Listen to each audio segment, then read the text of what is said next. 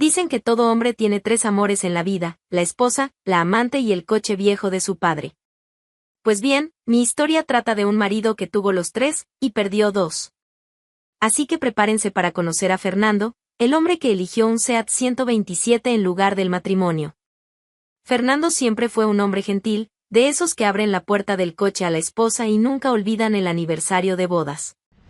Tenía esa forma cariñosa de hablar, siempre llamándome mi amor con ese acento andaluz que nunca perdió del todo.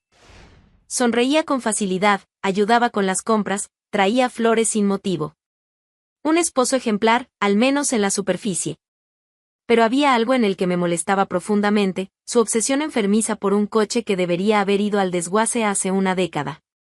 Era un Seat 127 de 1978, herencia de su difunto padre. Una chatarra ambulante que hacía más ruido que un tractor, soltaba humo negro y tenía un olor permanente a aceite quemado que impregnaba hasta nuestra ropa. El asiento del conductor estaba rasgado, con la espuma amarillenta saliendo por los agujeros. El salpicadero, completamente agrietado, con cables colgando a la vista.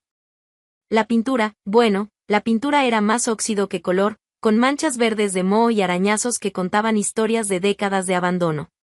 Fernando, eso no es un coche, es una vergüenza sobre ruedas, le decía al menos una vez por semana, cada vez que salía a dar una vuelta con esa cosa. Teresa, no lo entiendes. Este coche tiene historia, tiene alma, respondía, acariciando el volante como si fuera un objeto sagrado. ¿Alma? El único alma que tiene este coche es la del diablo, porque solo él haría tanto ruido. Él siempre se reía, como si mi irritación le pareciera tierna. Ay, Teresa, mi padre me enseñó a conducir en este coche. ¿Recuerdas cuando nos conocimos? Fui a buscarte en él para nuestra primera cita. Y casi no salí de casa de tanta vergüenza, replicaba yo. Pero Fernando no cedía. Se gastaba fortunas en piezas que llegaban por correo, pasaba domingos enteros en el garaje intentando hacer milagros mecánicos. El suelo del garaje era un cementerio de herramientas, trapos sucios y piezas viejas. Nuestros vecinos de las lomas, con sus Mercedes y BMW impecables, miraban con una mezcla de lástima y desprecio cada vez que esa chatarra aparecía en nuestra entrada. Doña Carmen, la vecina de al lado, no perdía oportunidad de comentar. Teresa, querida, ¿no piensan cambiarlo por algo más adecuado para el barrio? ¿Adecuado, doña Carmen? Este coche tiene más personalidad que la mitad de los coches de esta calle, respondía Fernando, siempre educado pero firme. Personalidad es una palabra bonita para decir que se está cayendo a pedazos, murmuraba yo entre dientes.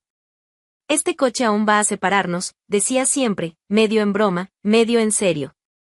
Fernando se reía, como si fuera imposible. Ay, Teresa, exageras. Es solo un coche. Solo un coche. Como si fuera tan simple. Pero yo veía el brillo en sus ojos cuando hablaba de ese cacharro, el cariño con el que limpiaba cada tornillo oxidado. Una devoción que jamás vi dirigida a mí con esa misma intensidad. Conocía cada ruido, cada vibración, cada capricho de ese motor temperamental. Y lo peor era que me lo tragaba todo. Por amor, por costumbre, por esa manía que tenemos las mujeres de pensar que con paciencia podemos cambiar a los hombres. Mantenía la casa ordenada, el matrimonio funcionando, la vida siguiendo su curso previsible. Creía que nuestra lealtad era mutua, que estábamos construyendo algo juntos. ¡Qué ingenua era! Ese coche no era solo una herencia mal conservada. Era un símbolo de todo lo que Fernando se negaba a dejar atrás, el pasado, los recuerdos, un tiempo que solo existía en su cabeza. Y yo, como una tonta, ahí seguía, compitiendo con fantasmas y motores averiados. La ironía es que tenía razón en una cosa, ese coche realmente iba a separarnos. Solo que jamás imaginé de qué forma tan brutal sucedería. Jueves, 15 de marzo. Una mañana como cualquier otra, con cielo nublado y ese frío típico de Madrid a finales del invierno. Yo estaba preparando café cuando Fernando bajó, ya vestido y con las llaves del coche en la mano. Voy a llevar el coche al taller, dijo, dándome un beso en la mejilla. El motor está haciendo unos ruidos raros. ¿Ruidos raros? Fernando, ese coche solo hace ruidos raros desde hace 20 años, respondí, sin apartar la vista de la cafetera. Él sonrió de esa manera que siempre lo hacía cuando yo criticaba su tesoro oxidado. Esta vez es diferente, Teresa. Necesito que Miguel le eche un vistazo. No discutí. Después de tantos años, ya había dejado de intentar comprender la relación obsesiva que tenía con esa chatarra. Solo asentí con la cabeza, viéndolo salir por la puerta. El motor del SEAT 127 tosió un par de veces antes de arrancar, llenando nuestra elegante calle con esa característica nube de humo negro. Pero Fernando mintió. Aquella mañana no fue al taller de Miguel. En su lugar, condujo hasta el centro de la ciudad, donde Lucía lo esperaba. Lucía era todo lo que yo no era. Con 28 años, tenía esa energía salvaje que solo da la juventud. Cabello rizado suelto, risa fuerte, una forma de hablar que mezclaba jerga callejera con un encanto natural que hacía que los hombres se giraran a mirarla. Trabajaba en una tienda de ropa vintage en el barrio de Malasaña y veía la vida como una gran aventura. No puedo creer que realmente conduzcas esta cosa, dijo al entrar al coche, riéndose al ver el estado del interior. Es vintage, Lucía. Tiene personalidad, respondió Fernando, intentando sonar convencido. ¿Personalidad? Esto parece un museo de desastres automovilísticos, replicó ella, tocando el salpicadero agrietado. Mira esto. Tiene cables colgando. ¿Y ese olor, qué es? ¿Aceite quemado mezclado con moho? Fernando se rió, contagiado por su humor.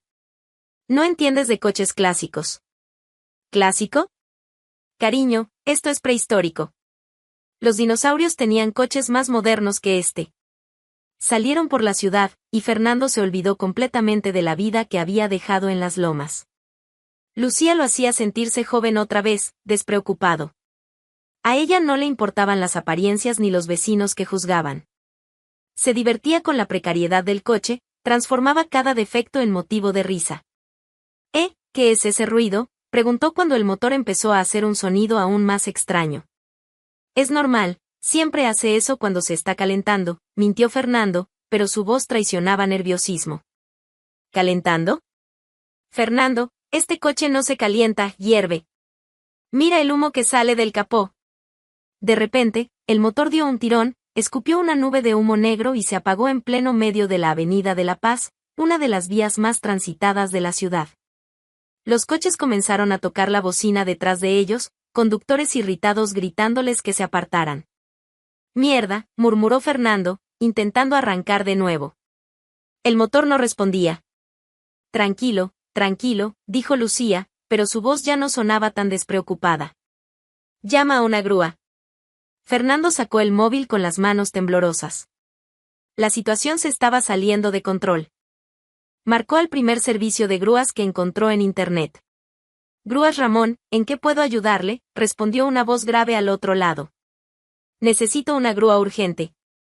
Avenida de la Paz, altura del número 340. Un SEAT 127 azul, bueno, medio azul. ¿SEAT 127? ¿Ese coche aún existe?, preguntó la voz, con un tono que Fernando no supo identificar. Desafortunadamente, sí. ¿Puede venir por él? Voy en camino. 15 minutos.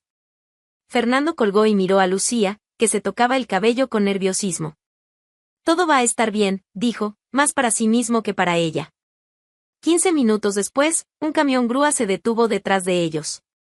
Del volante bajó un hombre alto, delgado, con bigote canoso y expresión seria. Llevaba un mono azul con el nombre Ramón bordado en el pecho. ¿Ustedes llamaron a la grúa?, preguntó acercándose. Sí, soy Fernando. Y tú debes ser Ramón. El hombre asintió, pero sus ojos se fijaron en el coche con una expresión extraña. ¿SEAT 127, 1978? Exactamente. Herencia familiar. Ramón no respondió de inmediato. Caminó alrededor del coche, observando cada detalle, como si reconociera algo familiar. Sus ojos pasaron por Fernando y luego por Lucía, que se había alejado un poco, intentando ser discreta. ¿Dónde quieren que lo lleve?, preguntó finalmente. Al taller de Miguel, en la calle Serrano, número 156. Entendido. Vamos a subirlo al camión. Fernando y Lucía subieron a la cabina de la grúa. Ramón comenzó a preparar el coche para el remolque, trabajando en silencio. Había algo en la forma en que miraba a Fernando que volvía el ambiente tenso, pero él intentó ignorarlo. «Listo», dijo Ramón al subir al camión. «Vámonos». El motor de la grúa arrancó y partieron. Fernando respiró aliviado, pensando que pronto todo volvería a la normalidad. Lucía le sostenía la mano, intentando tranquilizarlo. Ninguno de los dos notó la sonrisa fría que se dibujó en el rostro de Ramón mientras conducía. La grúa partió con el Seat 127 colgando detrás, balanceándose de un lado a otro. Fernando estaba sentado en el asiento del copiloto, Lucía a su lado, y Ramón conducía en absoluto silencio. El único sonido era el ronroneo del motor diésel y el viento que entraba por las ventanas mal cerradas. Durante los primeros minutos, Fernando ni siquiera prestó atención al camino. Estaba demasiado preocupado, imaginando cuánto costaría la reparación y cómo me explicaría el retraso. Lucía miraba por la ventana, intentando disimular el creciente nerviosismo.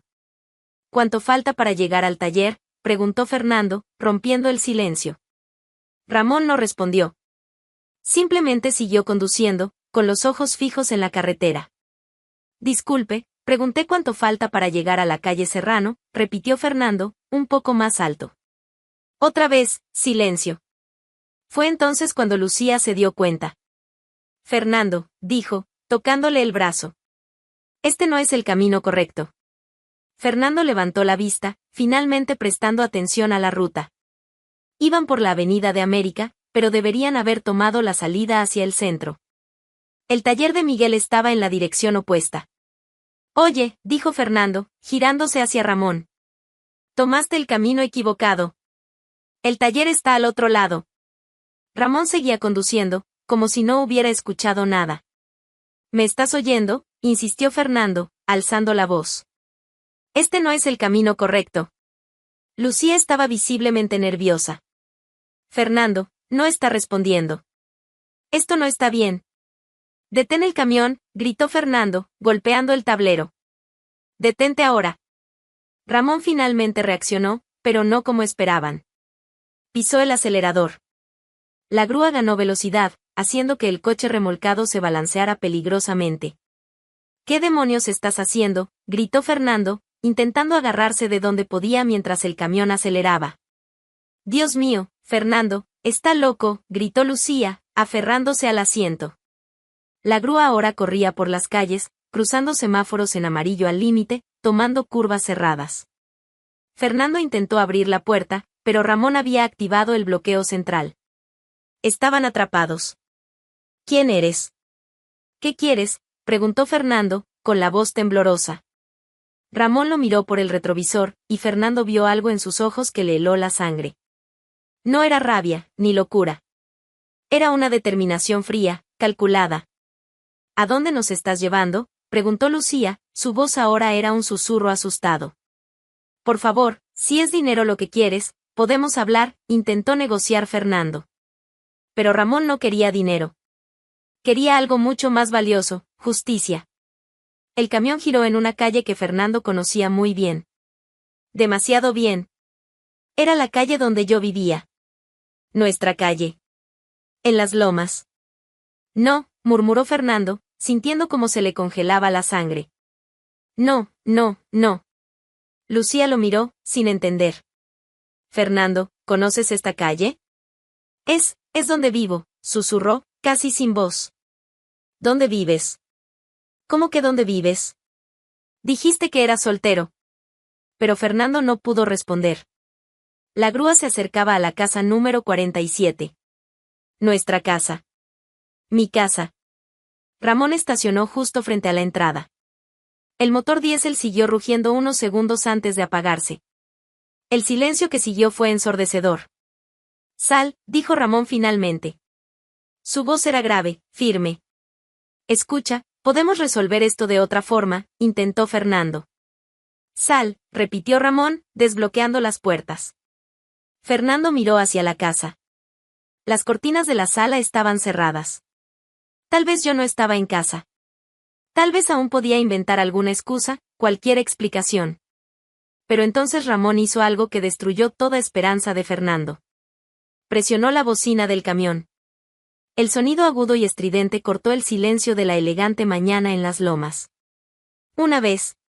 2 veces. 3 veces. Un sonido imposible de ignorar. ¿Qué demonios estás haciendo?, gritó Fernando.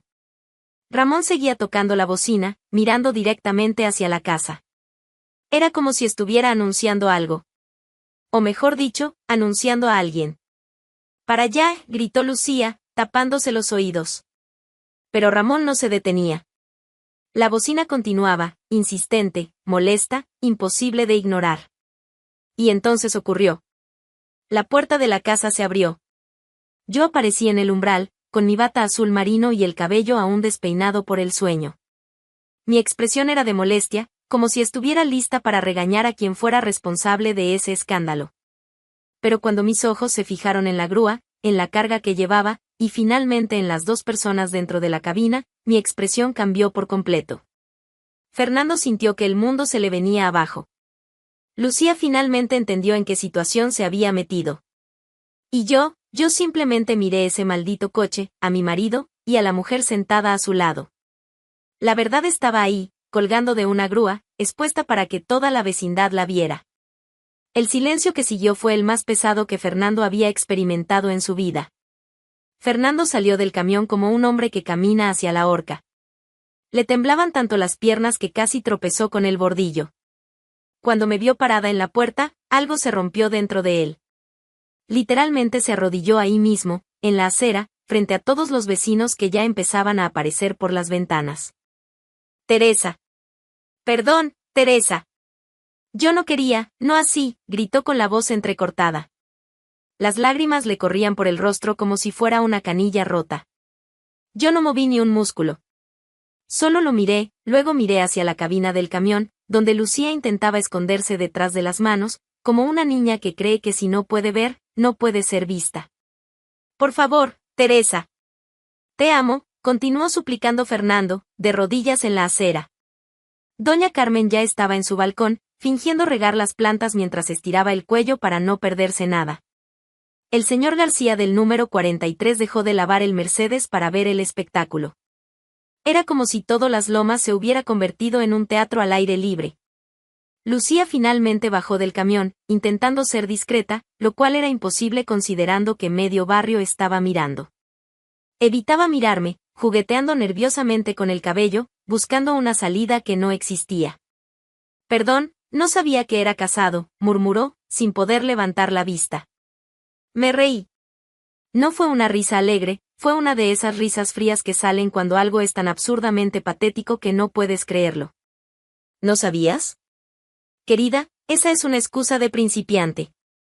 Fernando intentó levantarse, todavía sollozando. Teresa, ella dice la verdad. Yo también le mentí a ella. Ah, entonces eres un mentiroso profesional. Qué alivio saber que solo soy una más en la lista, respondí, cruzando los brazos. Lucía finalmente me miró. Era hermosa, tenía que admitirlo. Llena de vida, todo lo que yo ya no era desde hace tiempo. Pero en ese momento tenía cara de que quería que la tierra se la tragara. Mira, dijo ella, tratando de reunir valor, de verdad no lo sabía. ¿Si lo hubiera sabido? Si lo hubiera sabido, ¿qué? No te habrías subido a esa carreta, la interrumpí, señalando el Seat 127 que colgaba de la grúa como un trofeo de la derrota. Se sonrojó. Bueno. Ni yo aceptaba andar con él en esa carreta, dije con una sonrisa que era pura malicia. Buena suerte, querida. La frase salió con tanto veneno que hasta yo me sorprendí. Lucía se quedó boquiabierta, Fernando dejó de llorar por un segundo, y hasta Ramón, que había estado viendo todo en silencio apoyado en el camión, esbozó algo parecido a una sonrisa. Teresa, por favor, intentó una vez más Fernando, podemos hablar en casa. En casa, repetí, alzando la voz para que todos los vecinos curiosos pudieran oír bien. Fernando, acabas de llegar a mi casa con tu noviecita en esa chatarra que siempre odié, después de mentir sobre a dónde ibas. ¿Y quieres hablar? Doña Carmen ya ni intentaba disimular. Había sacado una silla al balcón y miraba como si fuera una telenovela de las 8. Lucía empezó a decir tonterías y yo contesté. No, querida. Ya has hablado suficiente. ¿Y sabes una cosa? Ustedes dos se merecen el uno al otro. Ella, por meterse con un hombre casado, tú, por traicionar con cualquiera que le sonría a tu reliquia con ruedas. Fernando estaba destruido. Completamente deshecho ahí en la acera, como si un rodillo lo hubiera aplastado. Entonces Ramón se acercó, sacando las llaves del camión del bolsillo. El servicio está hecho, dijo, entregándole una factura a Fernando. Fernando lo miró confundido, aún de rodillas. ¿Qué servicio? La grúa. Llamaste una grúa. Pero no lo llevaste al taller. Ramón se encogió de hombros. No especificaste cuál taller. Pensé que aquí era más apropiado. Fue entonces que entendí. Ramón no era un gruista cualquiera. Él me conocía. Y de alguna manera, había decidido que yo merecía saber la verdad. Muchas gracias, le dije a Ramón. Hiciste un excelente trabajo. Él asintió con la cabeza, subió al camión y se fue, dejando el SEAT 127 abandonado en medio de la calle como un monumento a la traición. Fernando se quedó allí, destrozado, mirando alternativamente hacia mí y hacia el coche. Lucía ya se alejaba, buscando un taxi o lo que fuera que la sacara de ahí. Los días que siguieron a ese espectáculo vergonzoso fueron los más extraños de mi vida. Fernando no volvió a casa ese jueves, ni el viernes. Pasó todo el fin de semana desaparecido, probablemente en casa de algún amigo, recogiendo los pedazos de dignidad que había perdido en la acera. El SEAT 127 quedó tirado en la calle durante 3 días, como un recordatorio constante de la humillación. Los vecinos pasaban frente a él desviando la mirada, como si fuera una escena de crimen. Doña Carmen comentó que era una situación muy delicada y que estas cosas pasan hasta en los mejores matrimonios. El señor García se ofreció a llamar una grúa, pero le dije que no era mi problema. El lunes, Fernando apareció en la puerta. Estaba irreconocible, barba crecida, ropa arrugada, ojos rojos de no haber dormido bien en días. Llevaba un ramo de rosas blancas, mis favoritas, y cara de perro abandonado bajo la lluvia. Teresa, dijo cuando abrí la puerta, ¿puedo pasar? Por favor. Debería haberle cerrado la puerta en la cara. Cualquier mujer con un mínimo de amor propio lo habría hecho. Pero yo no lo hice. Tal vez era curiosidad, tal vez eran los 15 años de historia que pesaban sobre mis hombros. O tal vez simplemente era una idiota. 5 minutos, dije, apartándome para dejarlo entrar. Entró como si pisara vidrios, mirando alrededor de la casa como si la viera por primera vez. Teresa, lo arruiné todo. Sé que lo arruiné todo. Saberlo no es lo mismo que no haberlo hecho, respondí, cruzando los brazos. Terminé con ella.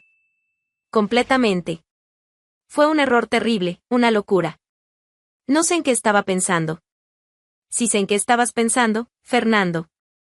En lo mismo de siempre, eliges tus pasiones antes que a tu familia.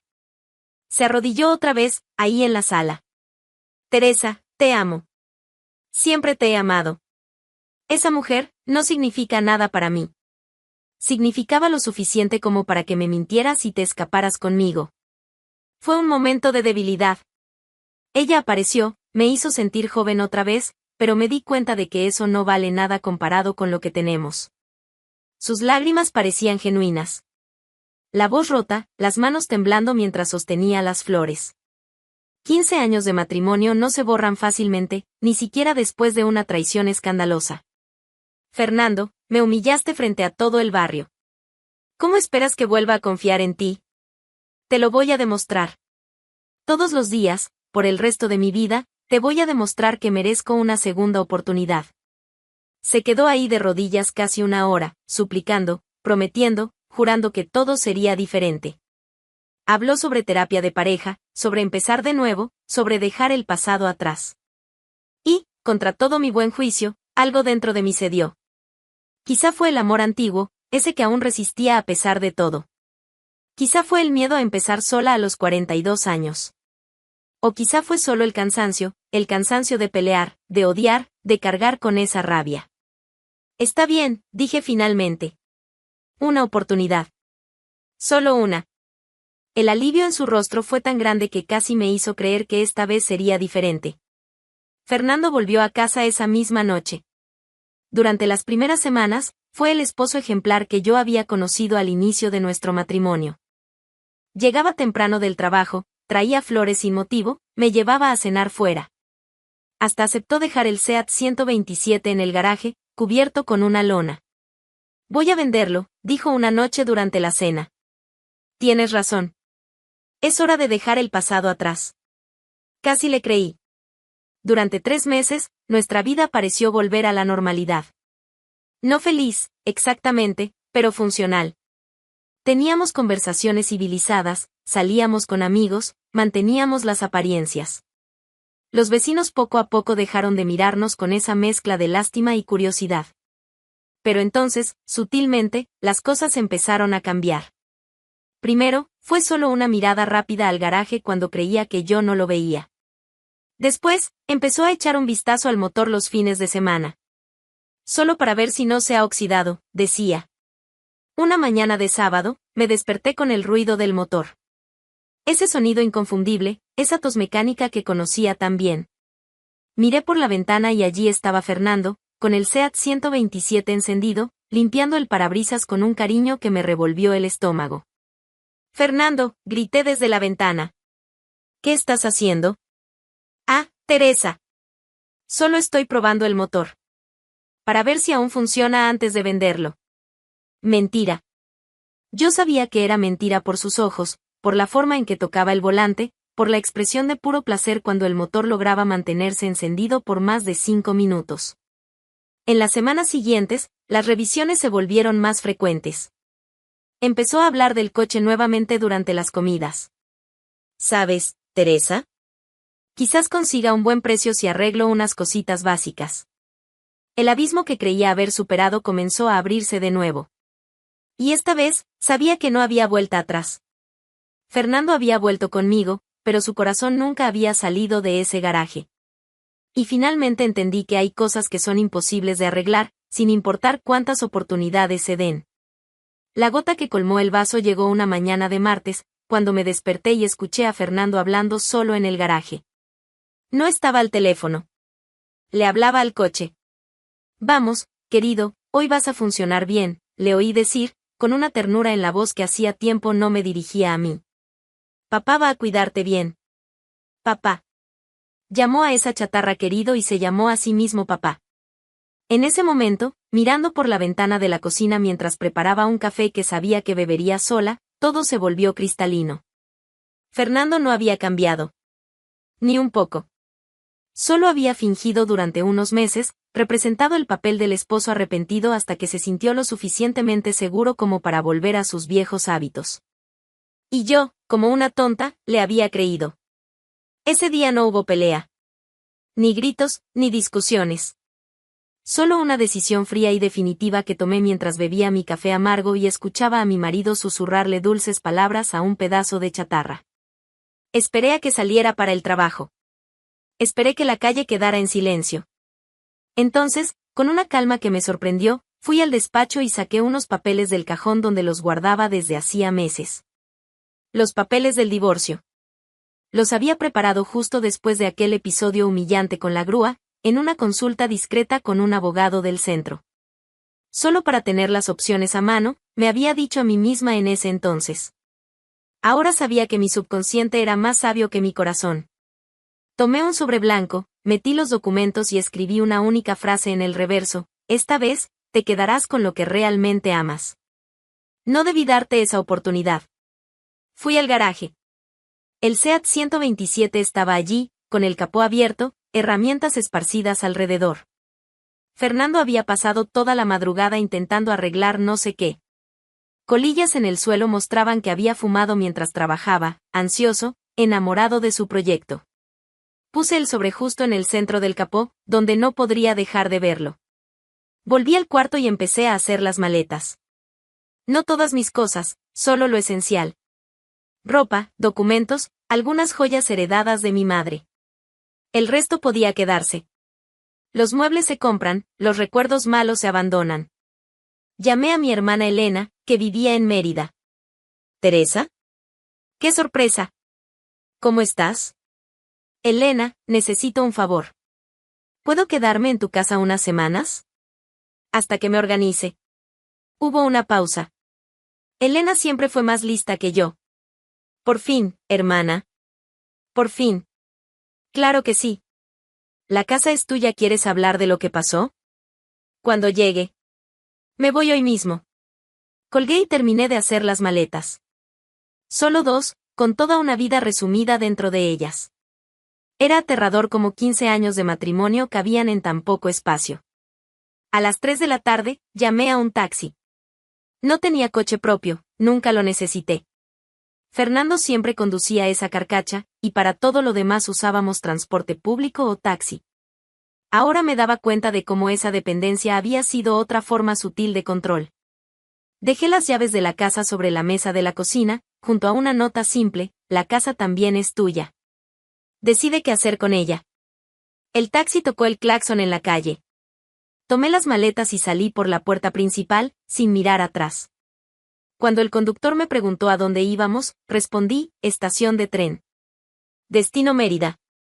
Fernando llegó a casa a las 6 de la tarde, como siempre. Supe después, por Elena, que me buscó por toda la casa antes de ir al garaje a revisar el coche. Fue allí donde encontró el sobre. Los papeles del divorcio fueron firmados 3 meses después. La casa de las Lomas se vendió. Fernando se quedó con la mitad del dinero y, por supuesto, con su precioso Seat 127. Supe que se mudó a un pequeño apartamento en las afueras, donde pudiera mantener el coche en un garaje alquilado. En cuanto a mí, empecé de nuevo en Mérida. Conseguí un trabajo en una agencia de viajes, un apartamento pequeño pero mío, una vida simple pero honesta.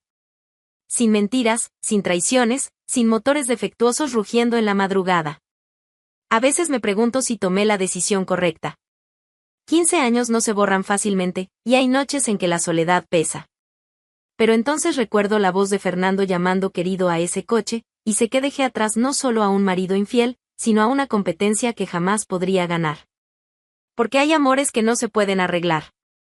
Y hay coches, como algunos matrimonios, que deben quedarse para siempre en el retrovisor. Y así termina la historia de Teresa, quien descubrió que, a veces, es mejor perder a un marido que perder la dignidad. Fernando se quedó con su coche viejo, y ella ganó una vida nueva. Ahora cuéntame, ¿conoces a alguna mujer que fue traicionada por culpa de una pasión absurda de su esposo? ¿O pasaste por algo parecido? Déjalo en los comentarios y comparte las historias de mujeres valientes que eligieron su propio valor.